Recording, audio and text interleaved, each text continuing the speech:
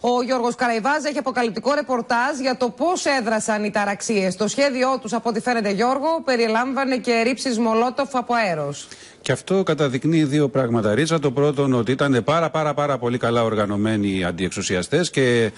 ήρθαν να επαληθεύσουν, αν θέλεις, με αυτό και τις πληροφορίες,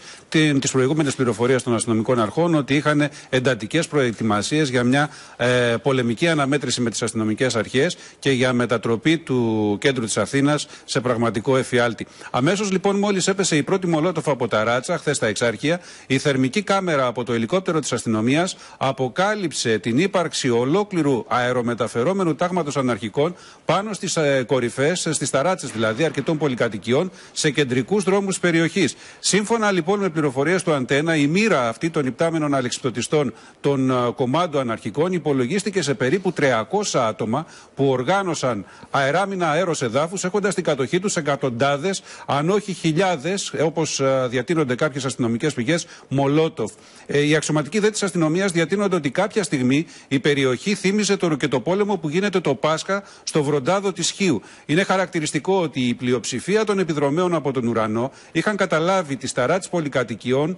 των οδών Σπύρου Τρικούπη στους αριθμούς 3, 8 και 9, της Νοταρά, της Ανδρέας Μεταξά. Αυτοί οι δρόμοι δηλαδή που βρίσκονται γύρω από την πλατεία των Εξαρχείων, και μέσω αυτών των δρόμων εξελίχθηκε η αστυνομική επιχείρηση για τον περιορισμό των αναρχικών και τελικά για την εκαθάριση της περιοχής,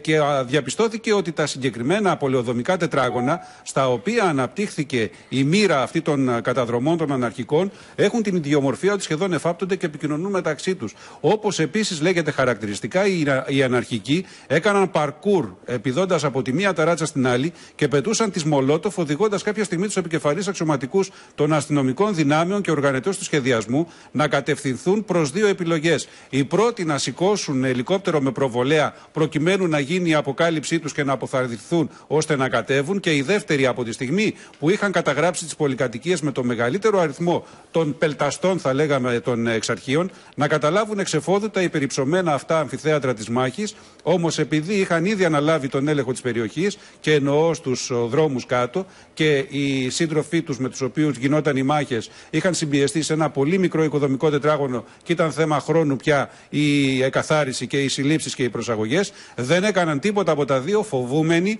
μήπως πάνω στο δικό τους ευνηδιασμό υπάρξει κάποιο απρόοπτο, κάποιο δυστύχημα και δώσει άλλη διάσταση και τροπή στα ενεξελίξει γεγονότα που μέχρι τότε, και όπως αποδείχθηκε στη συνέχεια, τελούσαν υπό πλήρη αστυνομικό έλεγχο.